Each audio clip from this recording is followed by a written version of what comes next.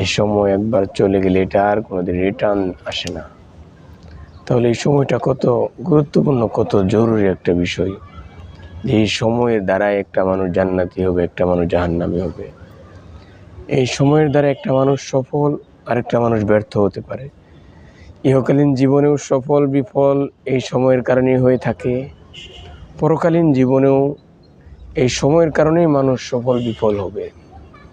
কেন আপনি চিন্তা করেন যে একটা মানুষ মৃত্যুর আগ মুহূর্তেও যদি সে ঈমান আনতে পারে, একটু আগেও যদি সে ঈমান আনতে পারে, তাহলে সে পরকালীন জীবনে অনন্ত অসীমকালের জন্য সে জান্নাতি হয়ে গেল। সুবহানাল্লাহ। আর যদি মৃত্যুর অল্পক্ষণ আগেও সে কুফরি করে থাকে, আল্লাহ তাআলার সাথে শিরক করে থাকে, চিরস্থায়ী সে জাহান্নামের বাসিন্দা হয়ে গেল। চিন্তা করেন সময়টা কত জরুরি একটা বিষয়, কত গুরুত্বপূর্ণ একটা বিষয়। আপনি যদি আরেকটু আগে আসি, আমরা ইহকালীন জীবনের জন্য চিন্তা করি। জজ সাহেব রায় দিয়ে দিবেন, এক মুহূর্ত আগেও যদি সাক্ষী হাজির হতে পারে, তাহলে এই লোকটা বেকসুর খালাস হতে পারে। আর এই সাক্ষীটা যদি হাজির না হতে পারে, এই লোকটার মৃত্যুদণ্ডও হতে পারে, অনেক বড় দণ্ডে সে দণ্ডিত হতে পারে। তাহলে চিন্তা করেন সময় কতটা জরুরি। আমরা যদি পরীক্ষার হলে যাই, পরীক্ষার হলেও দেখি যে যদি আর 1 মিনিট সময় পাওয়া যেত, তাহলে সে আর 2টা বৃত্ত সে ভরাট করতে পারত। 2টা বৃত্ত ভরাট করার কারণে সে হয়তো সরকারি জবে, গভর্নমেন্ট জবে সে টিকে যেত, নতুবা ইউনিভার্সিটিতে ভালো জায়গায় সে চান্স পেয়ে যেত। আর অপরপক্ষে এই 2টা প্রশ্ন না দেওয়ার কারণে, 1 মিনিট সময় সে না পাওয়ার কারণে সে একেবারে জীবনের বিশাল বড় একটা চান্স সে হারিয়ে ফেলল। ভালো কোনো ইউনিভার্সিটি, ভালো কোনো জব সে পেল না, ওখান থেকে সে ছিটকে পড়ে গেল। তাহলে সময় কতটা জরুরি। আপনি চিন্তা করেন, একজন আপনাকে গুলি করার জন্য সে একটা রিভলভার রেডি করেছে, সে পিস্তল রেডি করেছে, যেটা দিয়ে আপনাকে সে গুলি করে মেরে ফেলবে। 1 সেকেন্ড আগে যদি সে গুলিটা ছুড়ে আপনি বেঁচে যান, 1 সেকেন্ড পরেও যদি গুলিটা ছুড়ে তারপরে আপনি বেঁচে যাচ্ছেন, তাহলে একটা সেকেন্ডের সময়ের কি পরিমাণ দাম।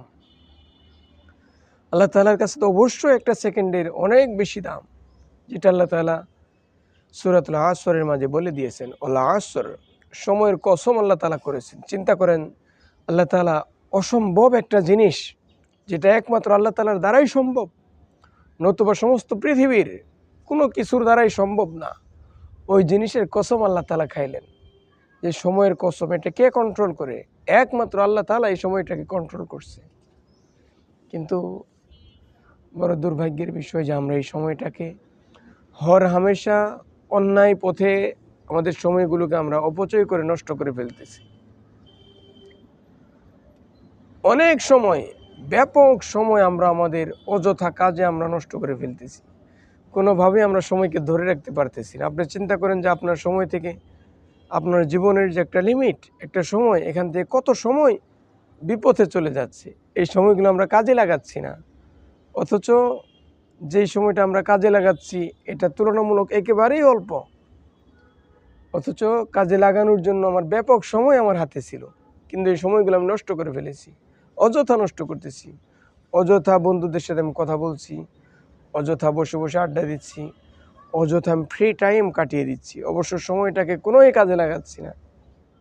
তবে একটা আড্ডার মঞ্চে গেলাম, একটা নাটক, একটা সিনেমা, একটা গান, একটা কৌতুক দেখতে দেখতে আমার সময়টা শেষ হয়ে যাচ্ছে। খবর দেখতে দেখতে আমার জীবনের অনেকাংশ সময় আমার নষ্ট হয়ে যাচ্ছে।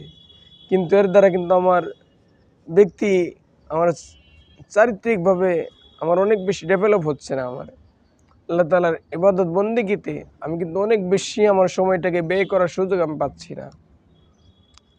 এই জন্য সম্মানিত শ্রোতামণ্ডলী, সকলের কাছে উদাত্ত আহ্বান জানাচ্ছি, আমি সহ, যে আমরা সকলেই যেন সময়ের অনেক বেশি আমরা যত্নবান হই। কেননা যে এই সময়ের কারণে মানুষ পরকালীন জীবনে আফসোস করবে যে আহারে, কেন আমি অযথা সময়গুলো নষ্ট করেছি। এই সময়টা আমি জিকিরে যদি কাটাইতাম, তাহলে আজকে আমি কত লাভবান হয়ে যেতাম।